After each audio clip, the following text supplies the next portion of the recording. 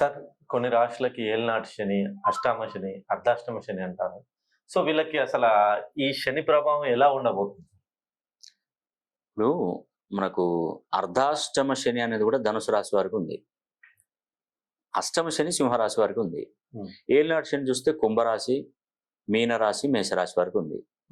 ముఖ్యంగా శని ప్రభావం అయితే ఎవరిని వదిలిపెట్టదు.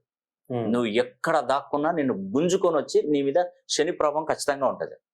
నువ్వు ఏ గుహల దాక్కో ఎక్కడికైనా దాక్కో ఖచ్చితంగా పడుతుంది శని. శని తప్పించుకొని తిరగొద్దు. శని నుండి మనం తప్పించుకొని అసలు తిరగొద్దు. ప్రాధేయపడాలి.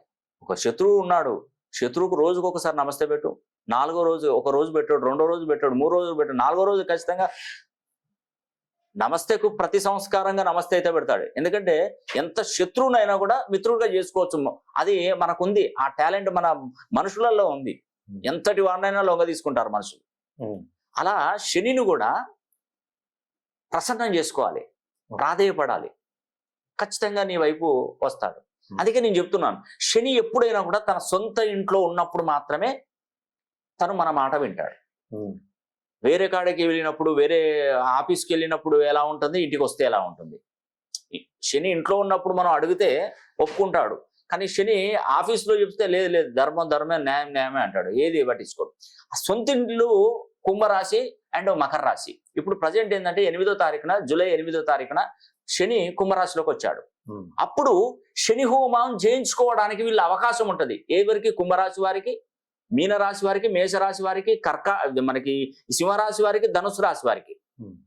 ఇక్కడ కనుక మిస్ చేశారంటే 30 ఏళ్ళ దానిక మీ వశం కాదు. ఇంకా ఇంకొక విషయం ఏంటంటే 25వ తారీఖున, ఈ నెల జూలై 25వ తారీఖున శ్రావణ శుద్ధ విధియ, శ్రావణ బహుళ షష్ఠి వరకు 25 రోజు, ఈ 21 రోజులు శని దీక్షలు మొదలవుతాయి. మన భారతదేశంలో చూడండి, ఈ శని దీక్షలు వేసుకుంటారు ఈ టైంలో. ఇది ఒక మంచి అమృత గడియలు.